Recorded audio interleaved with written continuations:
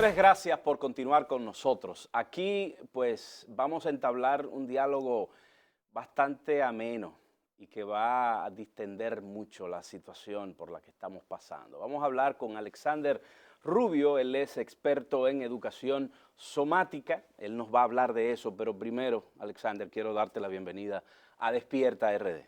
Muchísimas gracias, un gran saludo para todos y todas. Un placer estar aquí en República Dominicana, este hermoso país, y poder compartirle la experiencia que hemos desarrollado durante 20 años. Así es. Háblanos de esos dos récords que tú tienes. ¿A qué se refieren? Bueno, el trabajo que desarrollo es con el cuerpo, específicamente el mundo somático, en que involucra danza, que involucra el reconocimiento de sí, y logramos hacer unos ejercicios bien importantes. El primero de ellos, el primer récord, se llama Longest Body Percussion Chain, que es desde el arte, una cadena de percusión corporal. Hicimos, es una excusa para generar trabajo cooperativo. Perdóname, percusión corporal.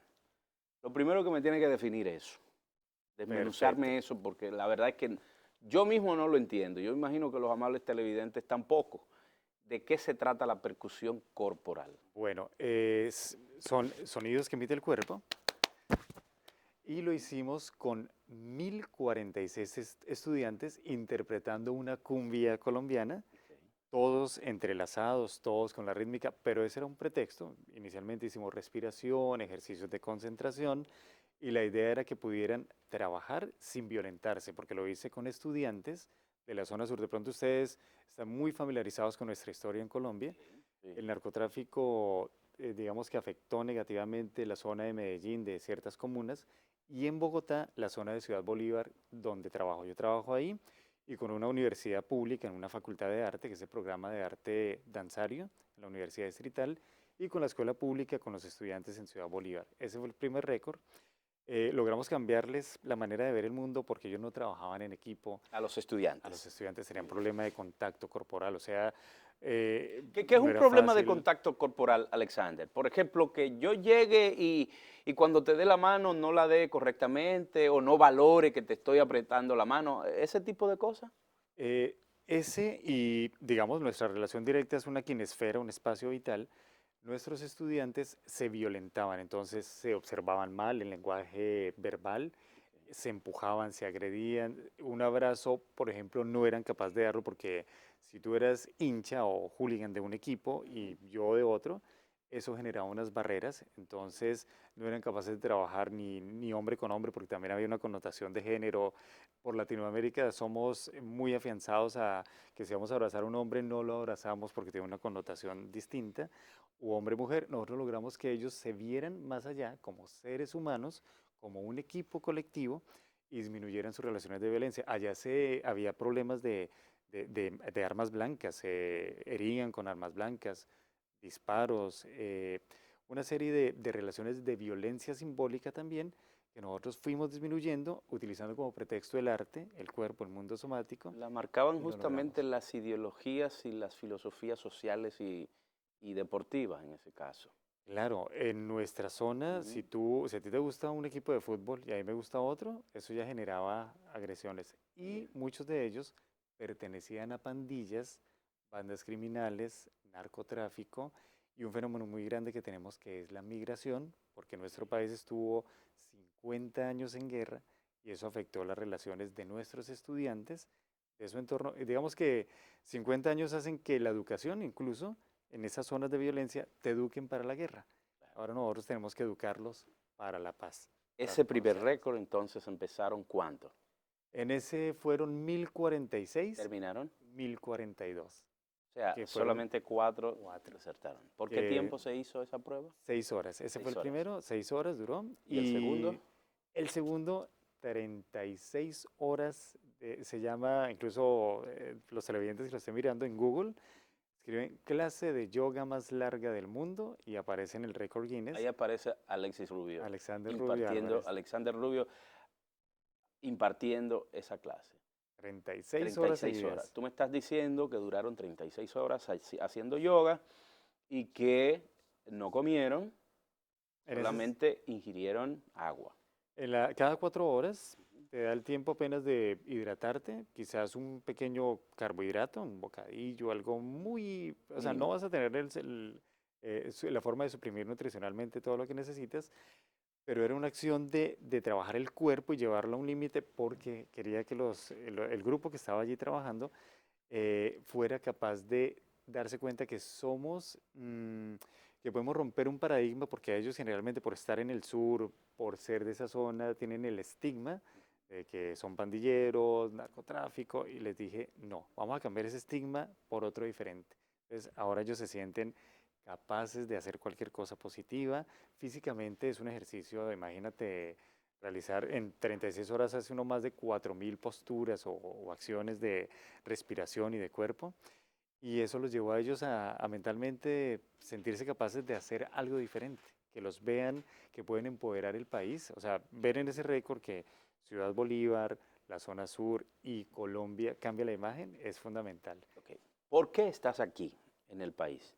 Bueno, maravilloso. Estoy invitado al 10º Congreso Internacional de Educación Ok. de AICE.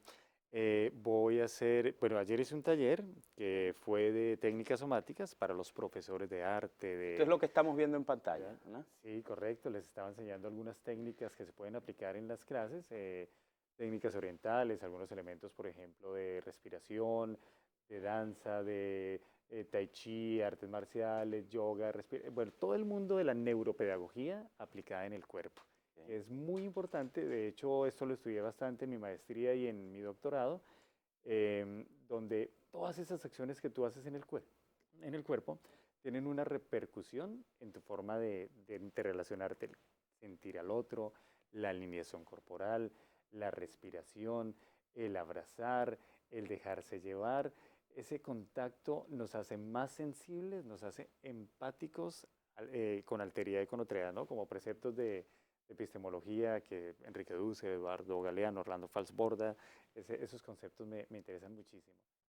¿Cuál fue Y tu experiencia con este primer grupo? Esos son maestros. ellos son Esos son maestros, maestros y sí, maestras. maestros y maestras. Pero la mayoría son mujeres, no veo hombres. ¿Qué pasa ahí? Los hombres están como al lado, detrásito de mí, hacia el lado ¿Qué derecho, pero no porcentaje salen fueron en la hombres? pantalla. Mira que vi un fenómeno que se presenta en Latinoamérica. El 70-80% del gremio del magisterio son mujeres y como el 20% son hombres. Ok. Es una, Una digamos, estadística una interesante. estadística general que sale a Sí. nivel de Latinoamérica, que la mayoría de quienes nos educan son mujeres, un Mujeres. patriarcado fuerte. Ok.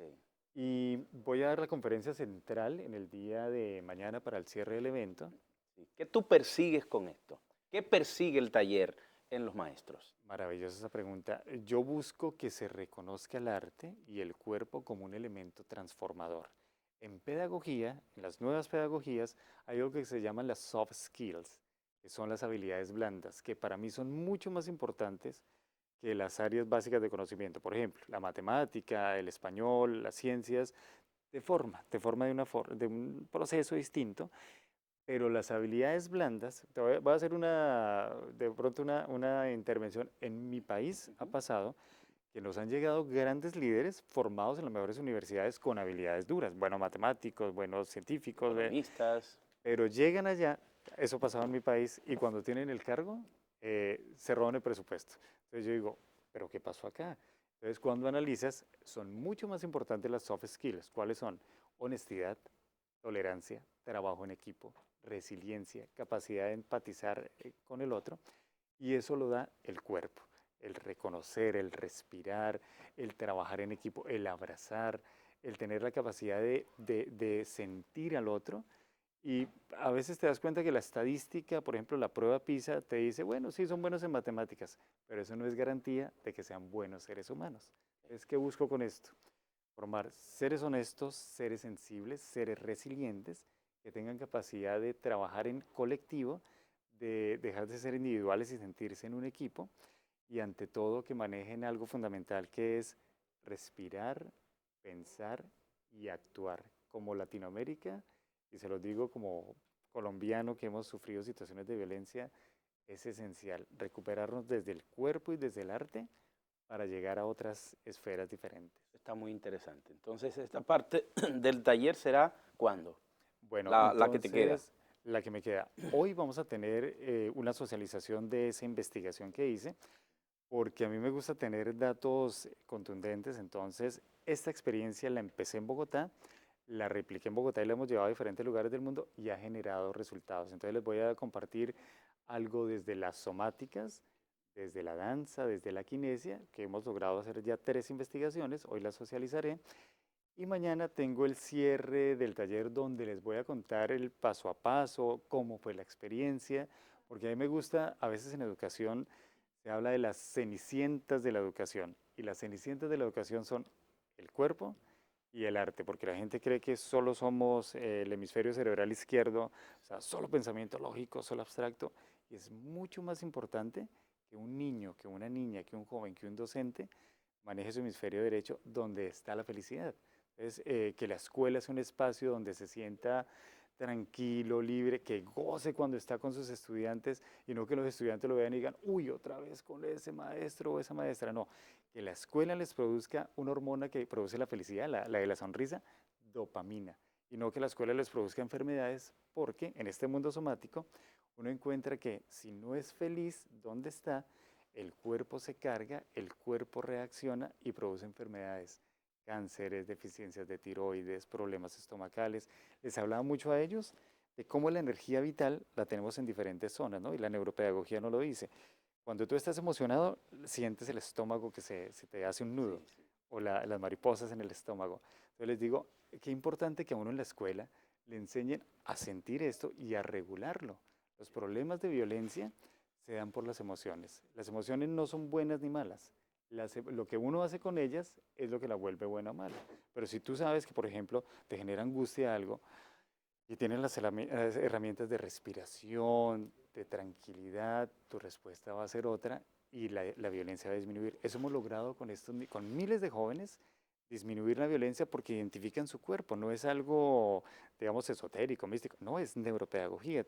Los axones cerebrales, los axones de las conexiones sinápticas están pasando e inervan ciertas zonas viscerales. Por eso cuando uno se angustia, lo siente acá. Cuando se enamora, lo siente acá. Cuando está inquieto y ansioso, lo siente acá. Entonces, si sabes cómo regularlo, si lo identificas, si te permites decir, bueno, hoy estoy ansioso porque tenía una entrevista o porque tenía una conferencia, y respira, regulas, es un cambio. Normalmente a nosotros nos preguntan, y eso en Latinoamérica lo hacemos, ¿cómo estás? Y uno inmediatamente dice, muy bien, gracias. Y mentira, quizás está estresado, no durmió bien. Entonces, enseñar a los estudiantes, a los niños, a las niñas, desde el cuerpo emite mensajes. Por ejemplo, allá había niños que se cerraban y los niños introvertidos o que tienen traumas cierran su pecho. Entonces, cuando uno les enseña a expandirlo, a abrirlo, el mundo les cambia. Son acciones sencillas. Yo les digo a mis estudiantes, si son felices, van a tener una relación distinta. Y a los maestros siempre les digo y a las maestras, si quieren ser innovadores, hay que dejar de hacer lo mismo para hacer algo diferente. ¿Es bueno o es malo ser kinestésico? Yo diría en ese orden de ideas que ser muy sensible, por ejemplo, para un maestro, para una maestra en la escuela, te permite conectarte con tus estudiantes, porque el solo hecho de hacer el saludar al estudiante, colocar la mano en el hombro, tú puedes sentirlo, puedes leerlo. Hay estudiantes, por ejemplo en Colombia, que cuando han tenido problemas de vulneración, tú haces el contacto con la mano o el abrazo y los percibes porque ellos se bloquean inmediatamente. Es como un choque eléctrico. Si te da el choque eléctrico, ¿qué pasa? Cuando lo Al sientes, saludar, sí, ¿qué ellos pasa? generalmente han tenido un problema de vulneración, de relación, y el cuerpo también emite el mensaje. Entonces, por ejemplo, tú tienes un lenguaje corporal muy abierto, eres una persona que genera confianza y eso en tu cuerpo está marcado. Son como las huellas motrices. ¿Sí? Cuando hay chicos de pandilla en mi país, ellos siempre se cerraban y caminaban hacia abajo y la mirada no era directa, siempre miraban de reojo. No sé si aquí pasa algo similar. Claro, claro, claro. Por ejemplo, si están en bandas Si están criminales, incluso, si han sido maltratados, si han sido golpeados, si han sido sometidos a un estrés constante, tú los ves que son cabizbajos, te contestan monosílabicamente, muchas veces no te dicen lo que quieren, sino algo por decirlo. sí. Entonces, eso te hace más sensible, hay algo fundamental en la educación, la empatía, ponerse en el lugar del otro. Y este tipo de acciones hacen que te coloques en el lugar del otro. que te conectes más, que seas mucho más sensible, mucho más sinérgico, sería la palabra, y que pues nuestra sociedad, y eso he tenido la oportunidad ahora de dar muchas conferencias fuera del país, en Europa y en India, algo que nos falta a veces en la educación es eso, ser más resiliente. Nos estamos dedicando mucho a lo que suponemos son lo cognitivo, pero es más fundamental, y hasta en los japoneses me di cuenta, el corazón, la emotividad y regular tus emociones. Eso nos hace mejores seres humanos. Lo otro se va aprendiendo hasta en tutoriales. Alexander, muchas gracias. De verdad, éxito en esta parte del taller, de todo el congreso que estás participando y ojalá, no sé, de alguna manera, Nilda y no sé, el ministerio pueda impartir un taller para periodistas, Claro que sí. que lo necesitamos. Bien, Muchísimas gracias. Alexander, gracias. Alexander Rubio, él es experto en educación somática, está en el país tratando de ayudarnos un poquito a reencontrarnos, a reinventarnos y a ser más eficaces con nuestras labores. Señores, nos vamos a una pausa. Al retornar estaremos conversando con el doctor Franklin Almeida Rancier. Él es uno de los voceros del proyecto político del doctor Leonel Fernández y la Fuerza del Pueblo. Interesantes informaciones que nos va a brindar en este martes. No se vayan. Interactúe con nosotros en las redes sociales. Despierta RD13 en Facebook, Instagram y YouTube.